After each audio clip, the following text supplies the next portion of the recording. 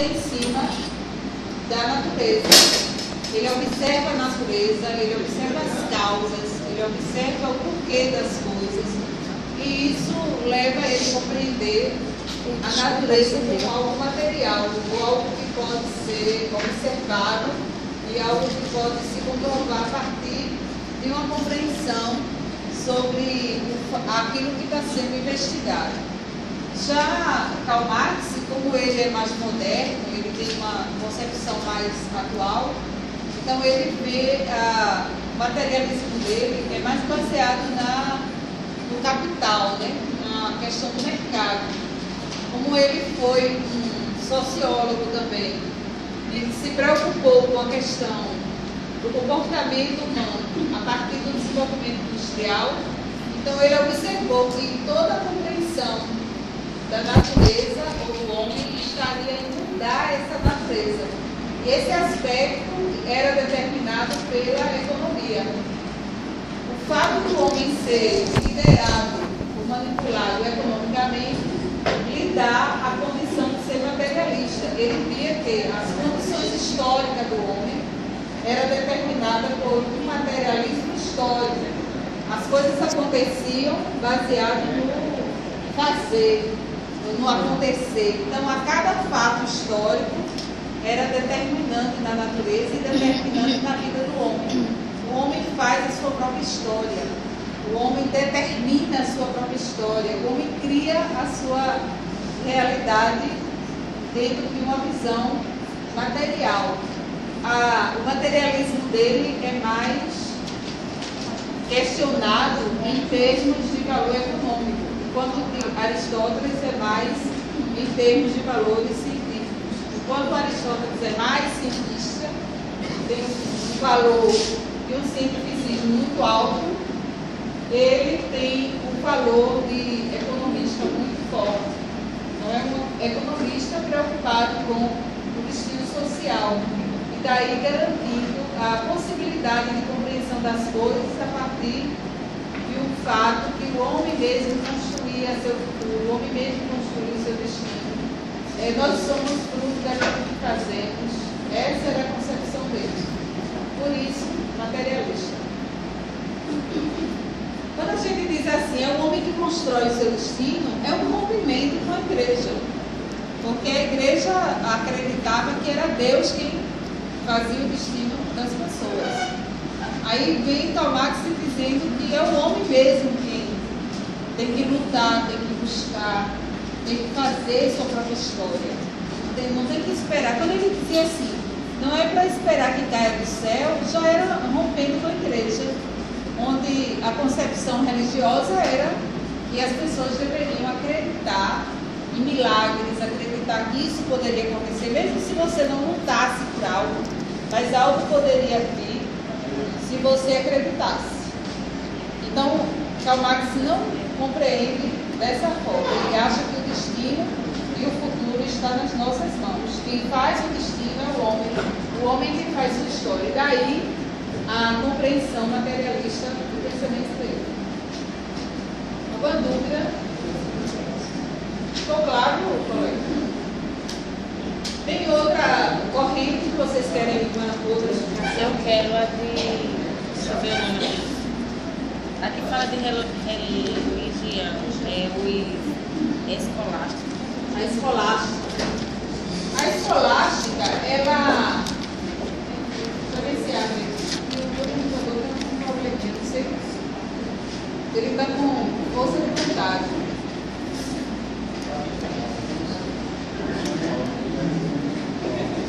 Ele não quer o que eu quero, ele quer o que ele quer. Então é força de vontade. A máquina, até a máquina agora não tem vontade de. A escolástica, nós pontuamos somente esses três, né?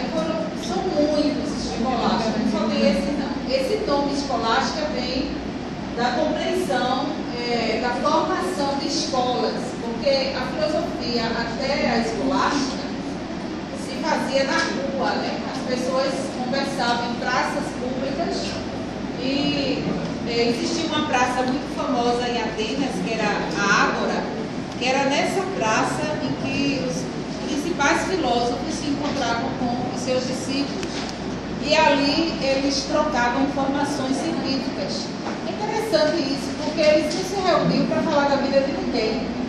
Eles se reuniam para procurar saber alguma coisa sobre química, física, geometria. O assunto principal era geometria. E o assunto também que empolgava eles era sobre a natureza, sobre os astros, sobre o tempo, sobre o que é que está acontecendo com o tempo. Porque naquela época existiam muitas coisas que ainda estavam incógnito, né? Ninguém sabia o que era uma tempestade realmente de fato, né? Uma noite de tempestade, o que acontecia realmente? As pessoas só faziam se proteger, mas não tinham respostas científicas, né? As respostas eram contraditórias.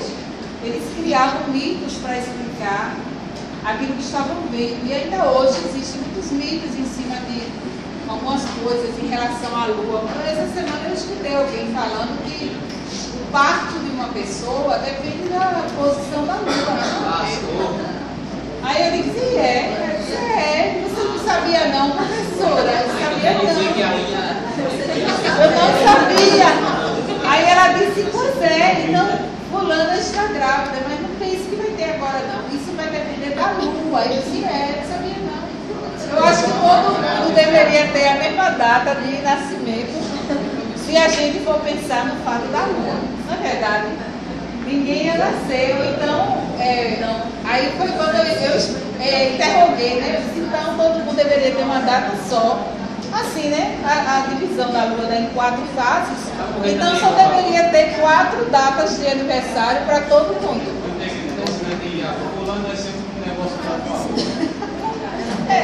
Foi a resposta dessa pessoa. Então eu não sei, são... Não sei. Então, existem muitos mitos ainda. Existem muitos mitos ainda. Gente ainda que corta o cabelo somente com as fases da Lua. Tem muita coisa. E também dizem que quando está no salão, para cortar o cabelo, se a cabeleireira está suado, não é para ele cortar o cabelo da cabeleireira. Mas são coisas que são coisas que residem no mundo mitológico, certo? As respostas eram explicadas dentro de respostas e não se chegava a uma uniformidade. Então, a diferença de explicações dava ao mito a condição dele ser ter muitas respostas para um só fato, já que as pessoas criavam histórias para explicar os fatos existentes, então não havia uma uniformidade em respostas.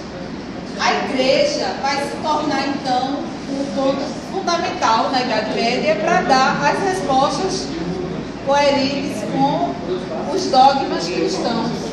Então é a igreja quem vai autorizar a pesquisa, é a igreja quem vai autorizar a formação de escolas, de universidades, é a igreja quem vai, em primeiro lugar, credenciar pessoas a serem os dotados de saberes, aqueles cientistas e aqueles que eram religiosos e que seguiam os dogmas da igreja, os dogmas cristãos. Era tanto que, para alguém saber de alguma coisa, primeiro a igreja teria que interpretar, desenvolver um estudo sobre isso para poder passar para as pessoas. Então, esse passar para as pessoas é que surgiu a ideia de formar um lugar formal, um ambiente formal. Aí o nome é escola. A escola seria esse ambiente onde deveria estar ali trancado as pessoas em busca de um saber. E a partir dessa escola, e aí que surge com a igreja, né, com os ensinamentos da igreja, é que vai surgir a chamada escolástica.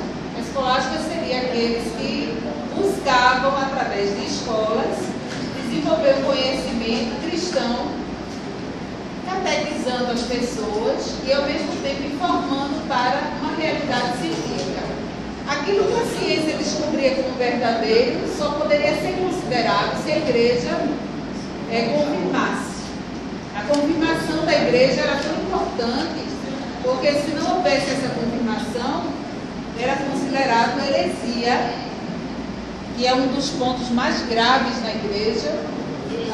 A heresia é uma forma de pecado que as pessoas cometiam por não obedecer ou não ouvir os ensinamentos da igreja. Um herege era uma pessoa que deveria ser afastada da igreja, excomungada pela igreja. E a pessoa excomungada pela igreja era aquele que não seguia os ensinamentos da igreja, ou os dogmas da igreja. Aí existiam as punições, e essas punições eram absurdas até a morte na fogueira, né? Então, a escolástica se tornou, então, um ponto conciliador entre a fé, que era o que a igreja pregava, e a razão, que era o que a ciência buscava para descobrir as coisas. Então, a conciliação entre fé e razão é o que a igreja vai conciliar. É claro que a igreja não vai se confirmar somente na fé, porque aí perdia uma certa condição de compreensão dentro da realidade. Mas ainda hoje a igreja se prende a princípios de fé, e não científicos, para afirmar, inclusive, o aparecimento dos santos, a cura e os milagres dos santos. E muitas vezes entram até em contradição com o próprio povo cristão. Você veja Padre Cícero, por exemplo, ele não é canonizado. Os milagres de Padre Cícero não foram aceitos pela igreja, mas, no entanto, ele é cultuado como se fosse um santo. A igreja de Padre Cícero, eu já fui lá, e é uma das mais, assim, visitadas pelos fiéis. Inclusive, é um lugar fantástico, porque você vê lá a fé das pessoas, e até parece que aquele povo não é da igreja católica, né? Eles são padres da igreja, é o padre que faz a missa. Eu estive lá e confirmei isso. A igreja aprova tudo aquilo ali, mas legalmente a igreja não está de acordo com o dogma da igreja. Porque não foi considerado pelo Concílio Vaticano. Não tem não houve confirmação. É canonizado. Ainda está verificando que a própria igreja reúne os fiéis e manda as documentações para que seja verificado. Porque para ser milagre você tem que provar. E a igreja é quem vai verificar essa prova. Mas essa prova não é verificada pela ciência, é verificada pela fé. Então a igreja se perde, porque não tem como você confirmar Uma coisa que está religiosa e religiosa. Mas vai confirmar O santo sudário é a mesma coisa. E ainda hoje existe uma discussão. Se diz que é santo porque sempre pensou em ser, mas a própria igreja já reconhece hoje que ele não é real, ele é falso. O santo sudário, aquele pano que envolveu Cristo, que botou no rosto e saiu a imagem, hoje já se vê que não é verdade. Quer dizer, cientificamente jamais poderia um rosto sangrando fazer uma imagem do tecido e essa imagem ser a imagem que precisa. Ela falou, como é que nesse caso aí, como dizia? Porque, assim, como é que vai se provar a fé se a fé é sentimento? Pronto, esse é o pior desafio da igreja. O pior desafio da igreja é esse. É tentar provar as coisas com a fé e com a razão. Só que nós sabemos, já vimos anteriormente, que o conhecimento religioso e o conhecimento científico são completamente alinhados de formas diferentes. O conhecimento científico precisa de prova, de confirmação. Não é o eu acho, ou aconteceu comigo, ou aconteceu ali. Você tem que provar É a mesma coisa. E o de fé não. O de fé, o conhecimento de fé, você não pode provar por amazigo. Ou você acredita, ou você não acredita. Aí isso aí vai ter uma votação entre os padres, os bispos, arcebispos, a vacina, como é verdadeiro. Professora, mas caso de Saca ser mandou. Professora, mas caso de eles passassem na votação, como é que seria? Deu para entender? Caso de passassem na votação, como é que seria? Ô, gente, vamos escutar. Caso de passassem na votação. Empatar na votação da igreja? Não, a maioria é quem decide. Sempre foi assim, a maioria. Pode existir padres que não aceitem aquilo dali como uma relíquia ou como uma coisa importante. Porque é a maioria que vai decidir. Porque tem padre que não aceita o excepcional. É. Existe uma diferença, né? Ó, gente, aí aqui nós temos, presta atenção, nós temos Agostinho, né? Que fala que é necessário crer para compreender, compreender para crer.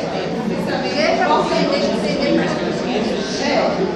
Crer para compreender. Você só compreende se crer.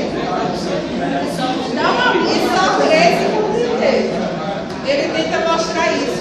Ou seja, ele... Gente, o que é que ele quer dizer com isso? Que a fé não pode ser cega. Entendeu? Santo Anselmo diz que Deus é o maior objeto do pensamento. Porque ele diz, o que é que ele quer dizer com isso? Que o homem não pode pensar só. Todo pensamento provém de Deus. Então, isso já é uma cláusula para a ciência. Porque se você descobre o pensamento científico, então não é você. Seria Deus completado. Não seria o homem a pensar. Então já é uma abertura da igreja a compreender o pensamento. Vê se entendo melhor depois que faz. Mas é uma coisa divina. Né? E Tomás de Aquino que mostra que por mais que a ciência avance, sempre vai chegar na primeira causa, no primeiro motor. Para chegar às consequências, quer dizer, por mais que se avance, quando vai se remontar causa por causa, Deus seria o principal. Então, a natureza existe porque Deus existe, o homem existe porque Deus existe, o pensamento existe porque Deus existe.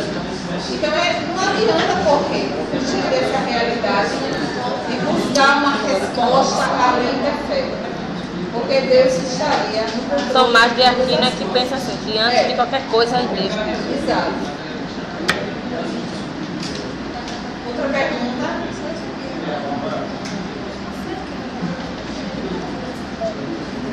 Professora, a gente vai focar nos pensamentos dos teóricos, desses teóricos principais que estão nesses slides, né? Professora, fala mais um pouquinho.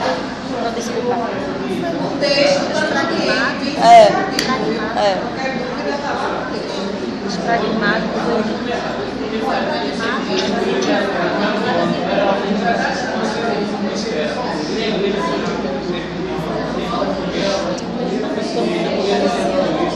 Não, a própria igreja dizia que o sol era assim.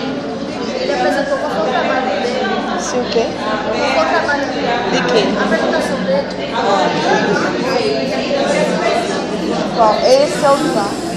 Ô, gente. É o tema do trabalho dela. Antes disso, houve pesquisas que diziam que o centro seria a Terra. E quando se disse que era o Sol, aí toda a igreja questionou. Entendeu? Hoje é um absurdo dizer que é o Sol, dizer que é a Terra. A gente nem sabe qual é o centro hoje. Mas para a época foi uma briga de consequências drásticas. No caso de Galileu Galilei, com 70 anos de idade, cientista, renomado, ele chegou à conclusão de que não era a Terra o centro, era o Sol. A teoria heliocêntrica, ele já fez essa investigação em cima das descobertas do Ptolomeu, que era também um cientista. Aí ele vai descobrir que não é o centro do universo, não é a Terra, é o Sol. A igreja vai pedir para que ele se retrate. O retratamento seria o seguinte: ele negar que isso fosse verdade. Ele já tinha escrito que era verdade. Aí ele teve que desfazer. 70 anos ele teve que dizer que não, eu menti, desculpem aí, eu menti. Foi mal. Existencialista. E depois eu pode citei moderno. existencialista. Quase todos os existencialistas.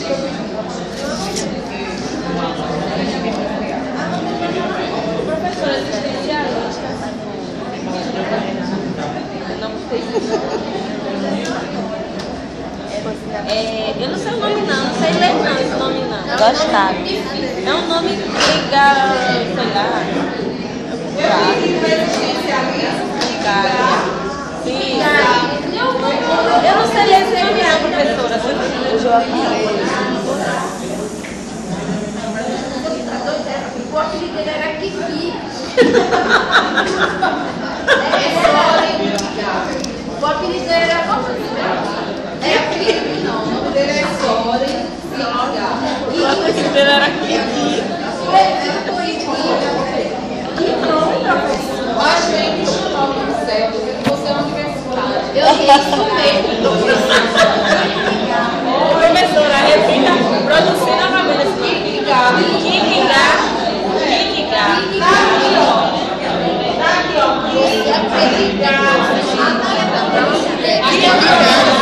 A xixinha quando ela já tem grande. Agora você diz que cheiro.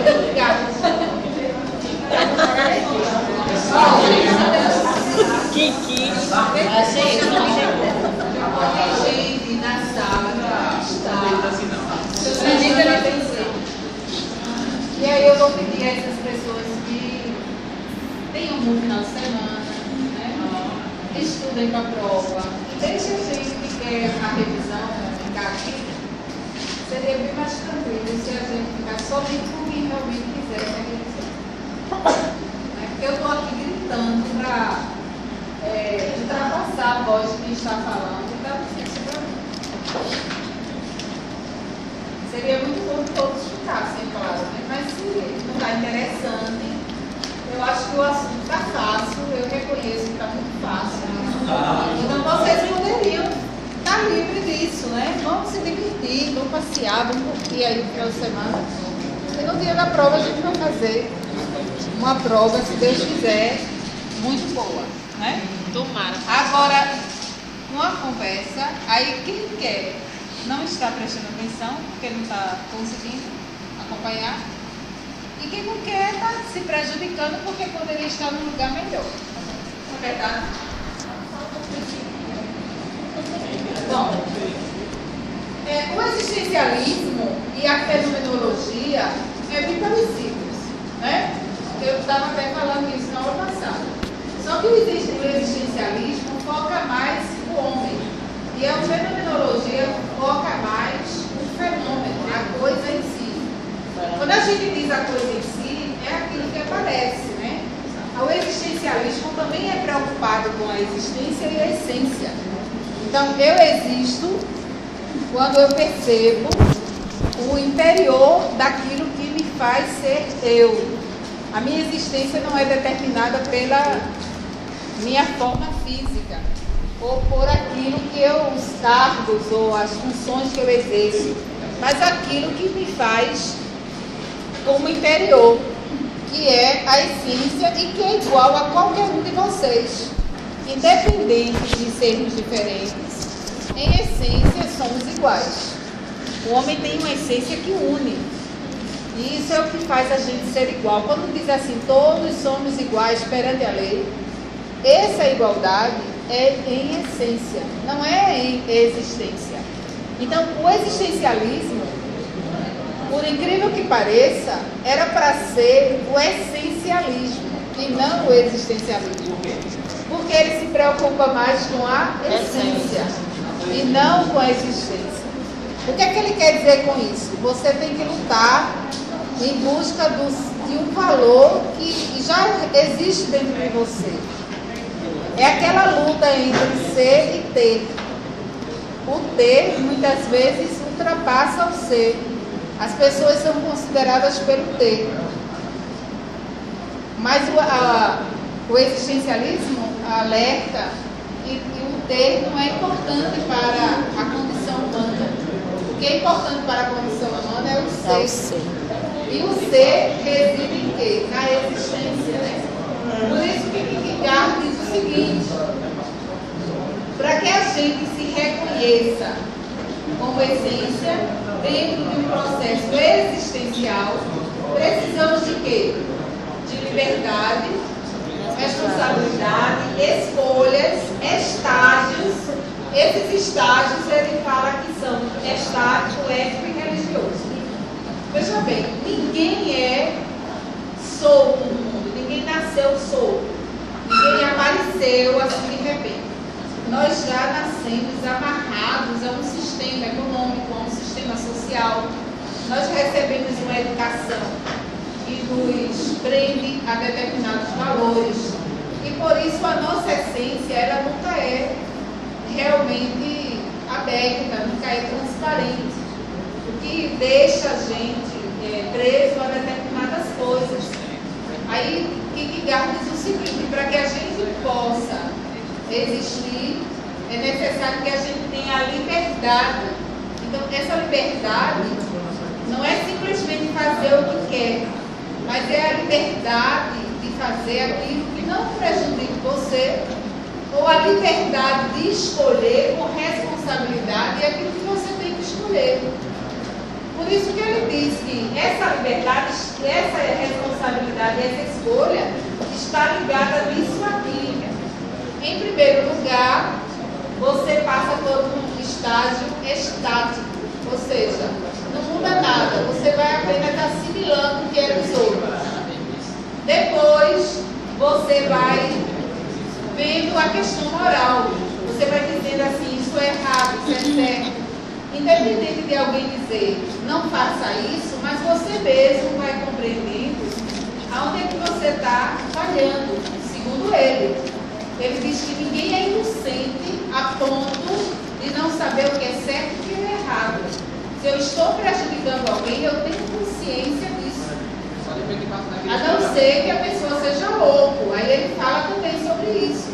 Há pessoas que têm um pensamento senil, ou seja, louco, um pensamento que não sabe o que está fazendo. Veja aquela família que estava matando pessoas para fazer coxinha lá em Garanhuns. Empada, né? Recheando empada e vendendo na rua de carne humana. Então são pessoas que ainda a justiça está investigando se elas são realmente perturbadas mentais. Talvez, se for confirmado como elas têm problemas mentais, as 3 pessoas da família, se for confirmado, elas vão passar 3 anos no Instituto de Loucos e, se tiver um bom comportamento, vão para a rua depois. Isso é errado. Não vão nem para a júri popular. Agora, se for descoberto que realmente é o que ele está dizendo aqui, aí ele vai entrar, ser julgado no júri popular Ele vai ser e vai ser preso. Se ele for solto, ele vai morrer. Não é bom a gente julgar, mas é bom a gente tem que analisar o contexto, né? A gente está vendo a história somente pelo que a mídia diz, a gente não está sabendo a história de fato, né? Não vamos apenas saber o que a mídia está dizendo e acreditar. A gente deveria estar ouvindo o assunto para poder tirar conclusões. Isso é uma característica do existencialismo. É você saber realmente que sabe Vai dar um nome. tirar o negócio. Não, a Bíblia vai fazer uma França. Ela está criada nessa frente. E no final, quando você analisa entre o certo e o errado, para você ficar bem consigo mesmo, você cria uma figura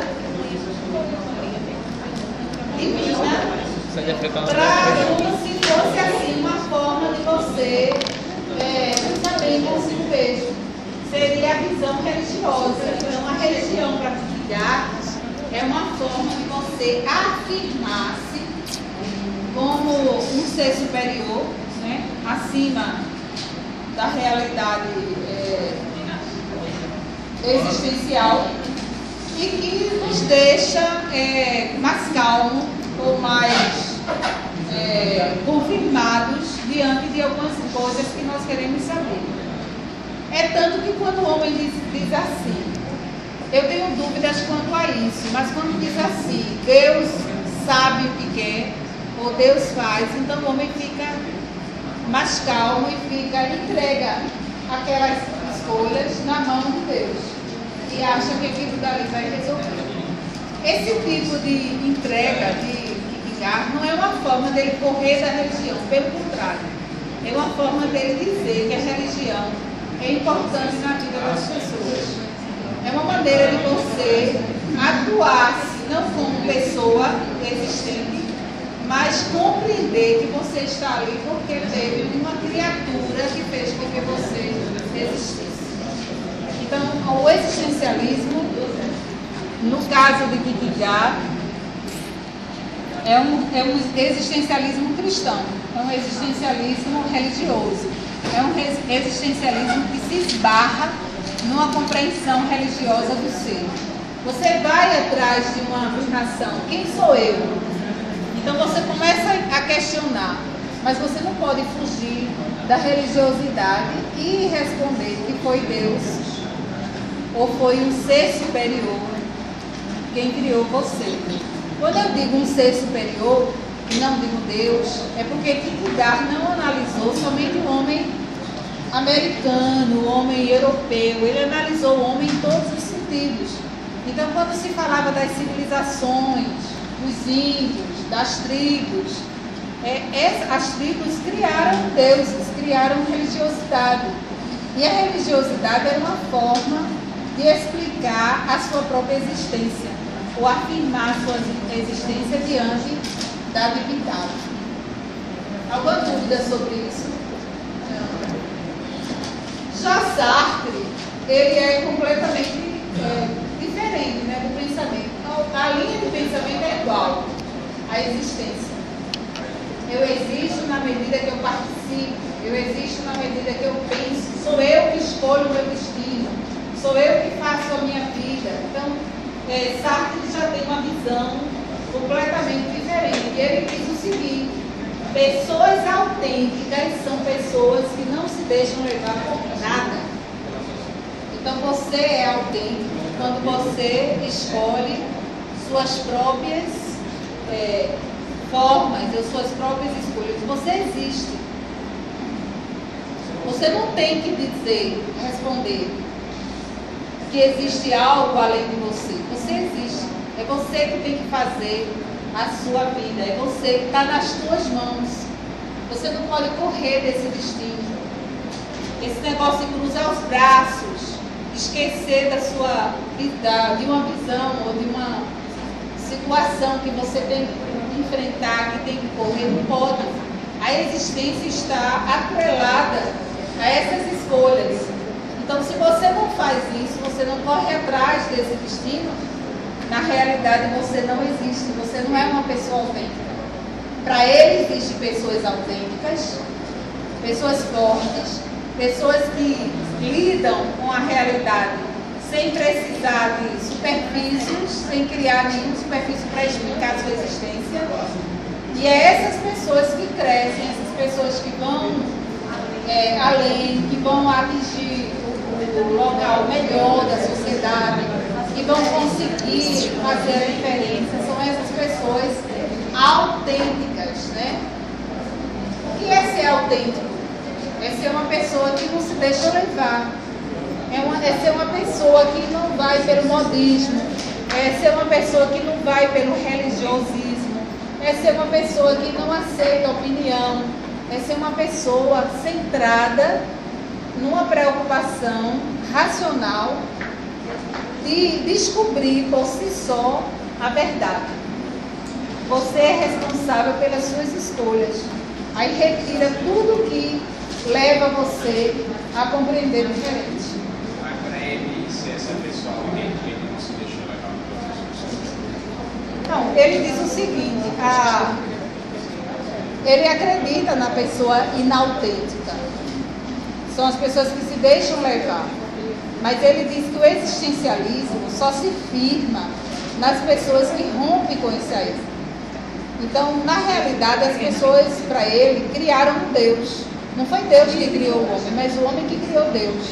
É mesmo. Até porque, para que o homem pudesse dizer, se ficar conformado da sua existência, da morte, né? Criar um certo conformismo diante da sociedade, o homem teve que criar isso aí. Criar um valor. E esse valor religioso, ou um valor sobrenatural, é apenas para deixar ele melhor, ele mais calmo. Ele não tem uma resposta, aí ele dá essa. As coisas podem acontecer, as coisas vão acontecer, certo? Quer dizer, é como se estivesse fugindo dele mesmo, em busca de uma resposta que não é autêntica. Quando a gente se depara no mundo com tanta religiosidade, né, com tanta explicação religiosa, se você não se mergulhar em nenhuma delas, ficar apenas no alto, observando tudo, você vai entender o que é que Sartre quis dizer. E você não vai ficar ateu, não. É a forma como ele, como filósofo, alcançou para entender o homem. Ele não quis se envolver, ele apenas quis explicar como é que as pessoas se situam. Porque quando você diz assim, quando se fala em religião, todo mundo fica, né, querendo o que é que ela vai dizer, o que é que ela é, o que é que isso aqui, né? Mas ninguém para pensar assim. Eu penso diferente daquela outra pessoa que está na mesma religião que eu. Tem um monte de gente ali naquela religião, mas nem todo mundo pensa igual. Nem todo mundo tem o mesmo pensamento. As pessoas realmente criam uma imagem diferenciada. As pessoas não têm, a gente não consegue formar uma unidade religiosa, mesmo dentro de uma denominação.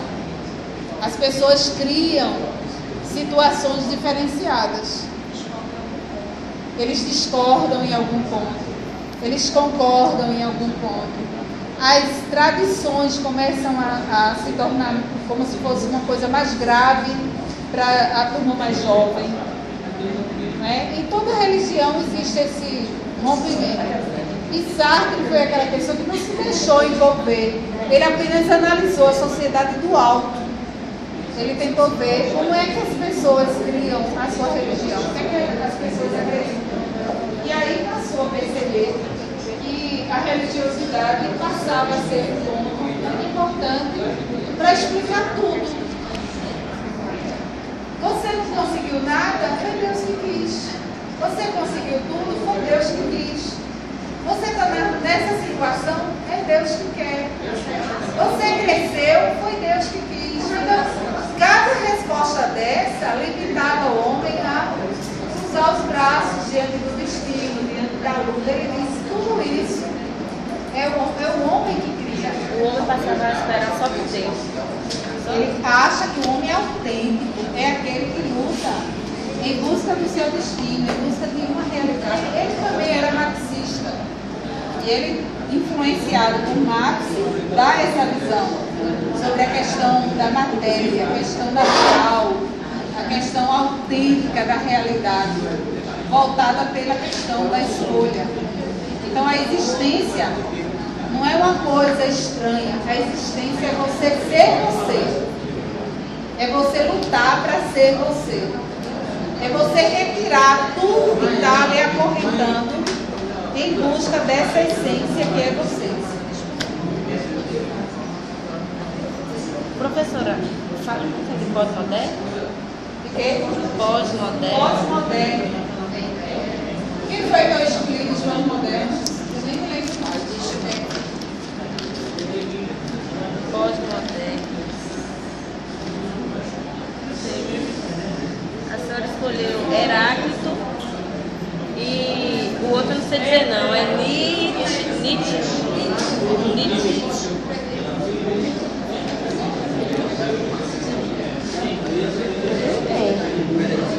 Aqui tem a pronúncia de Nietzsche. Wittgenstein.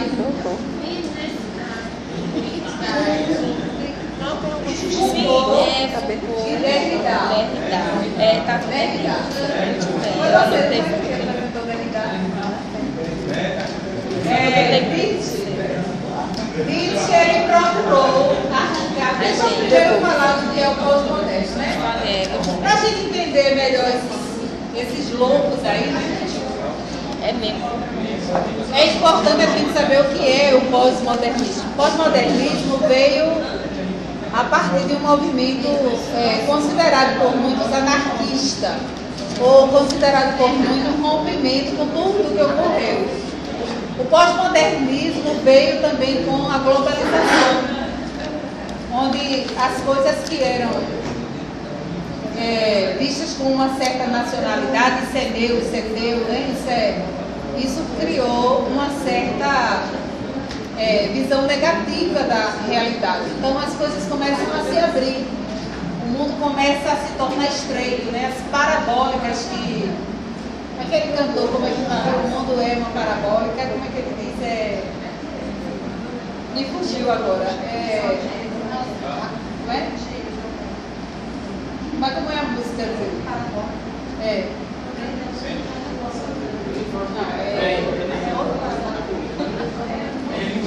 Como é que é? É Gilberto Gil, né?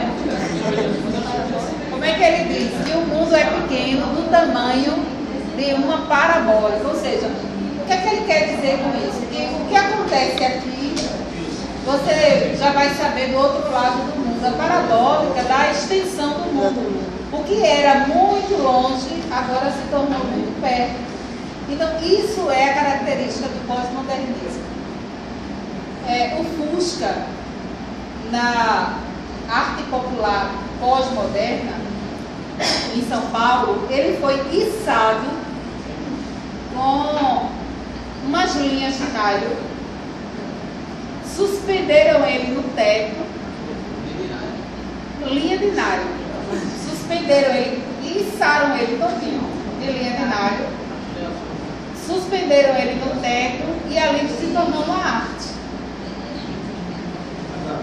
Arte moderna, isso é arte moderna. Aí você diz assim, você vai visitar a arte moderna, né? Lá no prédio, bem chique, pessoal tudo observando, né? Fazendo pesquisa. Aí você entra e vê o Fusca todo içado. O que é que significa aquilo? O artista quis te dizer uma coisa. Ele não usou, veja bem, ele não usou tinta, não usou nenhum objeto criativo dele, mas ele usou um olhar criativo. O que é que ele quis dizer com esse Fusca içado, né? Assim, ó, içado. O que é que ele quis dizer com aquilo? Cuidado para não cair na sua cabeça.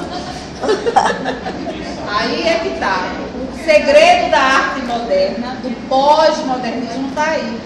Não existe uma definição única para o que ele está querendo dizer. Ele teve uma preocupação, ele teve um objetivo. Mas quando você olha, você vai refletir. Não é que você vai dizer isso daí está ridículo. Não, se você diz isso está ridículo, você está desconsiderando. Mas se você analisa dentro do ponto de vista histórico, aí você vai ver o porquê do Fusca estar sendo içado. Quer dizer, o que é que ele quis dizer? Talvez, evolução. Talvez ele quis mostrar que o Fusca saiu de linha, mas foi considerado um carro que todo mundo falou, né? Considerado importante na história de todo mundo. Quem é que nunca ouviu falar sobre o Fusca? Não é? Até pequeno, grande, mesmo que ele tenha saído de linha, mas ele não foi como um carro qualquer. Ele tem uma representação histórica, ele tem uma representação gráfica, ele tem uma representação estética. Então, tudo isso, né, leva ao homem entender isso aí. O outro pegou o quê? O outro pegou uma bacia sanitária, um sanitário de homem, né? Um sanitário de homem, que faz somente xixi, né? Aquele negocinho assim. Tá gravando, tá? Mictório. É Tá o Mictório o gravando. nome. Tá, professor? É Mictório. Aí ele diz assim, eu coloca, ele pinta de uma forma diferente e bota ali. Para alguém observar, né, o artista quis mostrar o quê? Que aquele objeto tinha um formato feminino. Um formato feminino, É, professor. né? Aí as pessoas começaram a olhar, né? Quer dizer, todo homem chegou e usou aquele objeto e nunca imaginou isso, mas o artista imaginou. Vamos parar para olhar e para ver. Então, começa as pessoas. A arte moderna é isso. O pós-modernismo é mostrar uma coisa que já existe com outro olhar, com outro ângulo, com outra realidade. Isso aconteceu também com a filosofia. Nada do que eles pensaram aí, nada disso é novo. Tudo isso já é uma remontagem, uma reciclagem de conhecimentos anteriores de outros filósofos. Então, a ideia de trazer o Fusca, a ideia de trazer uma bicicleta quebrada para o palco, a ideia de fazer uma parede de reciclado, a ideia de fazer uma mesa de vidro ou de lata, tudo isso faz parte do pós-modernismo. A ideia já existe, a ideia de mesa. Agora, a forma de fazer, a maneira de olhar, isso é o que vai ser moderno, isso é o que vai ser diferente. Essa ideia é o que vai partir do pensamento dos pós-modernistas. O primeiro, com um olhar de superioridade. O que nós O esperamos, segundo, né? com um olhar da fala, da linguagem, a preocupação com o que se fala. Cara, e no e-mail.